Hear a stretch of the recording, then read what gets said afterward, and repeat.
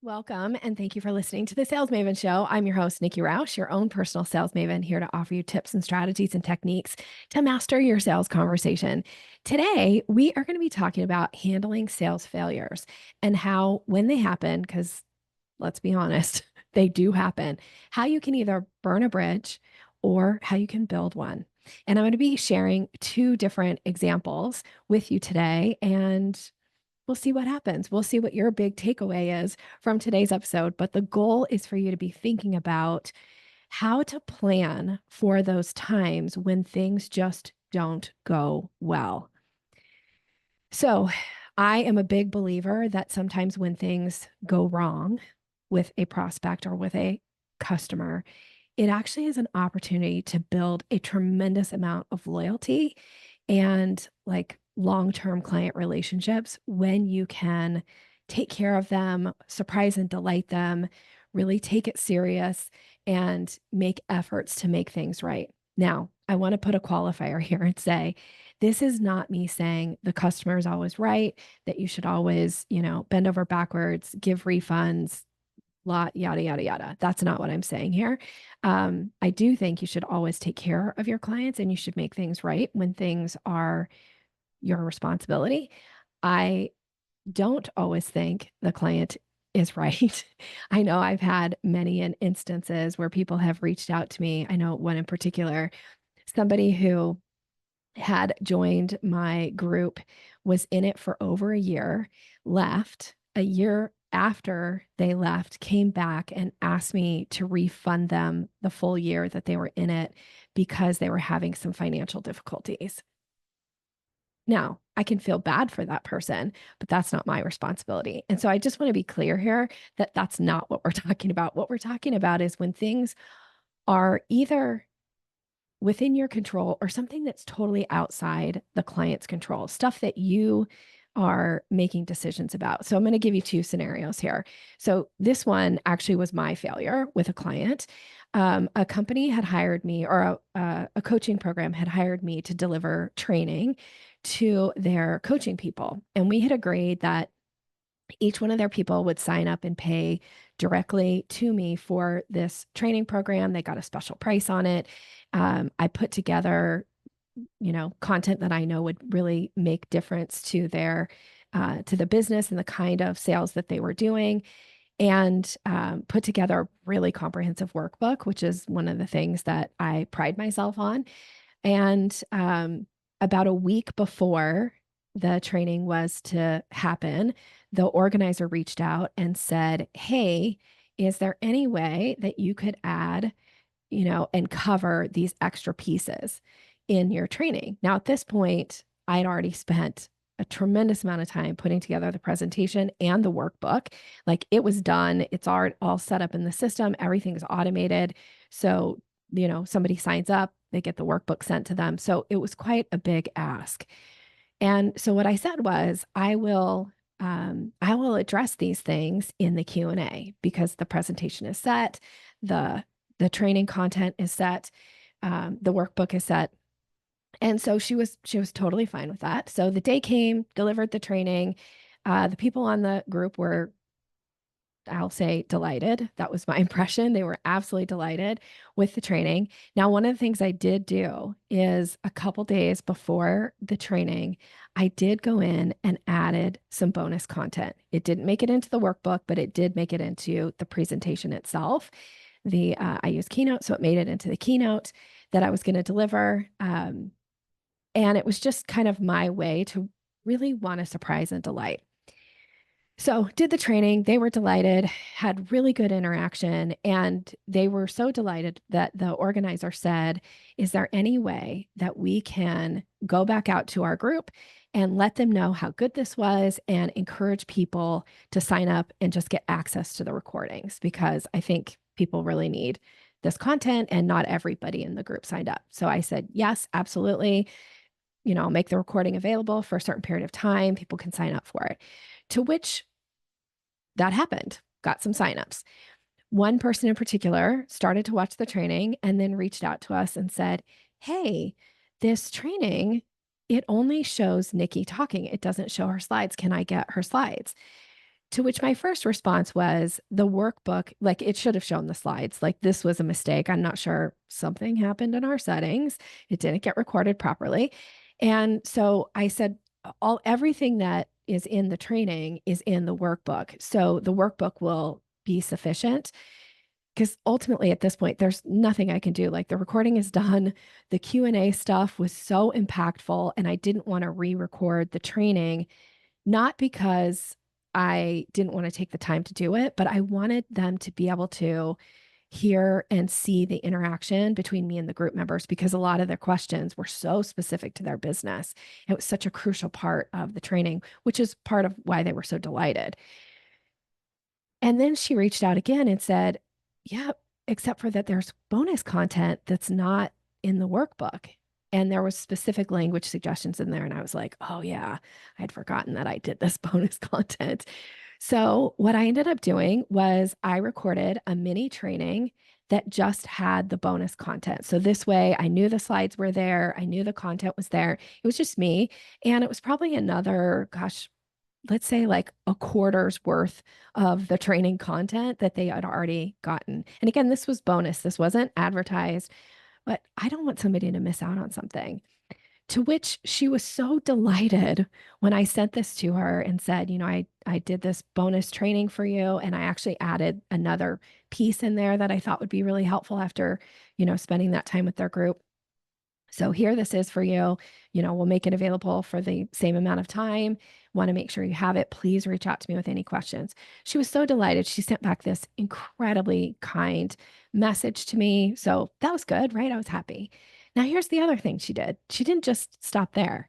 She reached back out to the organizer and sent this very kind message.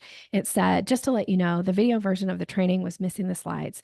Nikki did some extra work to record things for me. I'm super impressed that she went to the trouble and time to make an extra video rather than simply offering a discount. It says a lot to me about how much she cares about people learning.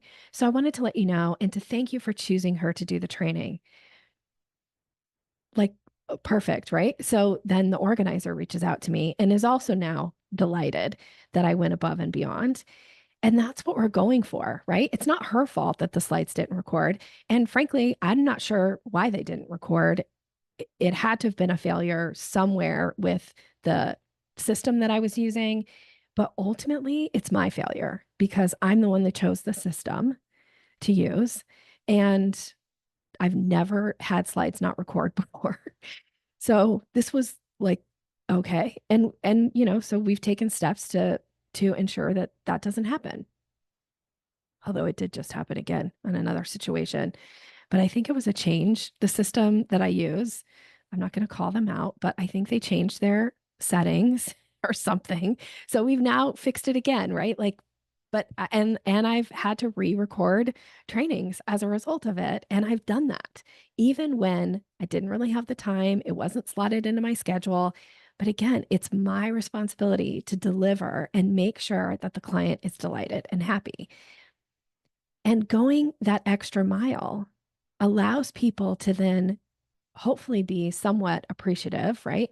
And maybe even to the fact that they will reach out and like shout your praises to others, which is so great because now you're building ambassadors in the marketplace for you. I'm always looking for opportunities to build ambassadors. And I would suspect that given an opportunity for this woman to work with me again, she absolutely would choose to work with me again. If I have something that would make sense for her and she needs some help with sales, my guess is I'll be the person that she'll come to because she sees my level of commitment to delivering and right. And that's what we're going for. So hopefully that is a bridge building opportunity. Right now, let's contrast that to a situation with a company that I was in the position of being the customer. I had placed an order. A company had put an offer out for special pricing for their products. And I had ordered some of their products. It was my first experience ordering from this company. I had never worked with them before, but I've seen their ads and thought, oh, okay, well, I want to give them a try and placed an order. And after about a month of not receiving anything, I reached out and contacted the company and asked, if I could get an update as to where the order was. To which they sent me back a tracking, like a link to a tracking site and said, here's your tracking information. So I looked it up and it said the package had been delivered like 3 days before. Now I do 90% of my shopping online. So I get a lot of packages. I don't do a ton of shopping, but I do quite a bit. Like, let's be honest, Amazon, they know how to find my house pretty easily. But this wasn't an Amazon company. This was different. And I reached back out and said, it says the package was delivered, but it wasn't. Is there anything, can you track this back? Is there a picture showing that it was delivered? Because, I often get pictures of my packages being delivered, emailed to me, and they sent back a message and asked me to check with my neighbors, to maybe wait a couple days to see if it showed up. So I reached out to all of my neighbors in my cul-de-sac. Every single one of them said they didn't get the package. And I waited a few days, and then I reached back out to the company and said, the package still has not arrived. Have you gotten any more information? And they gave some weird response about the shipping or the delivering company. And so they're just going to reorder the shipment for me. Great. I'm delighted.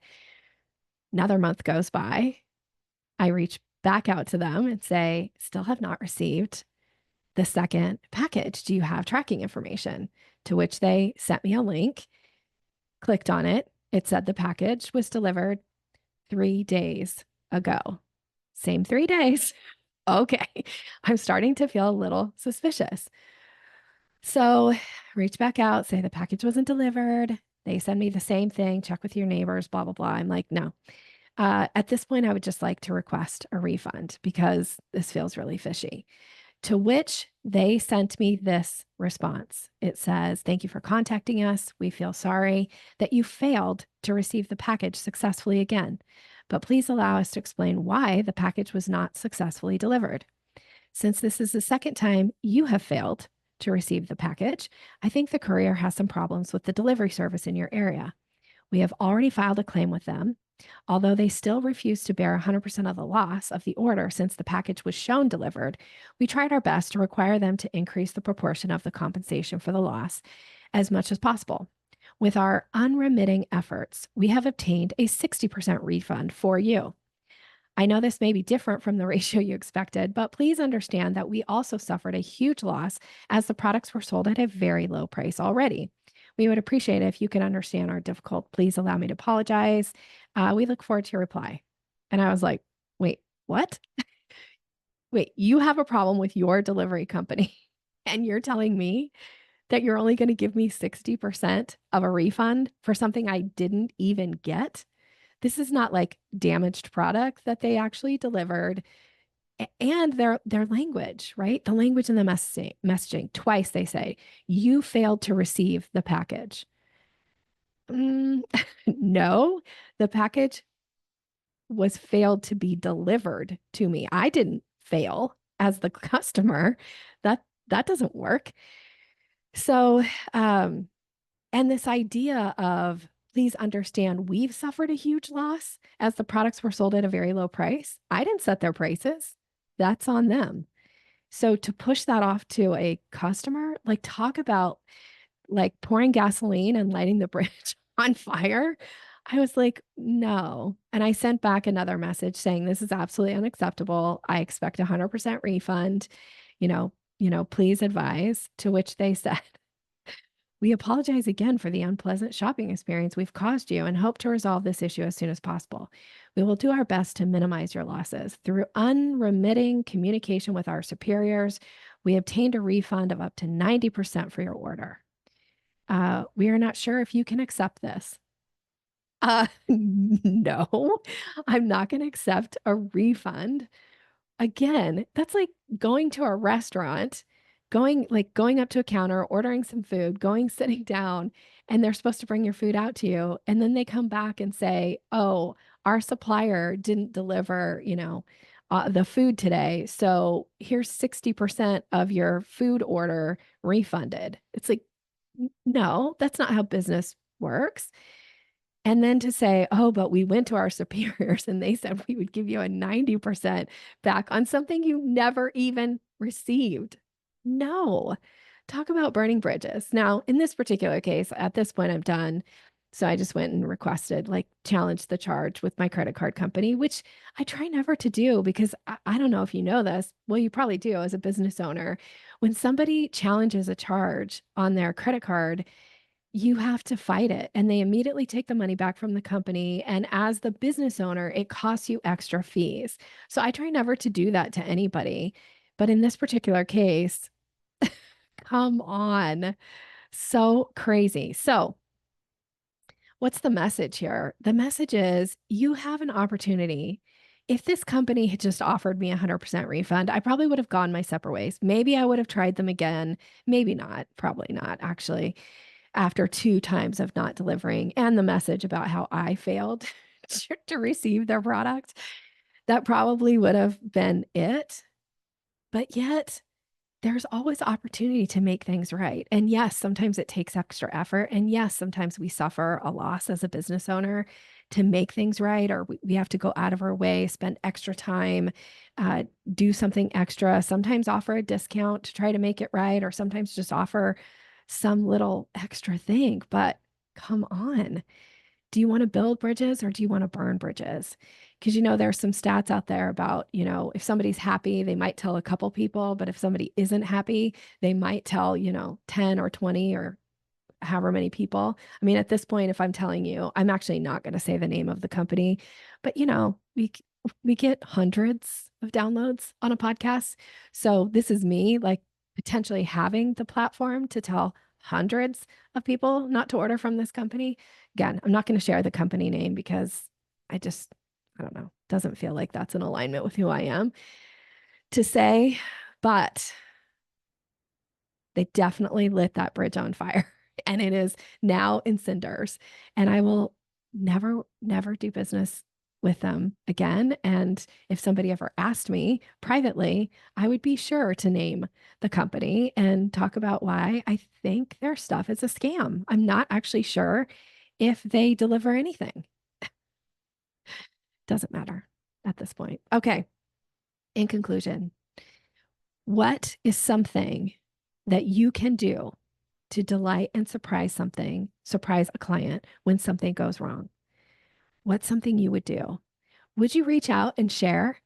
And maybe you have your own experience or a funny story. And if you want to share that too, I don't know if you know this about me, but I love a story. So if you want to share your story, I'd love to hear it. Thank you so much for listening to the podcast.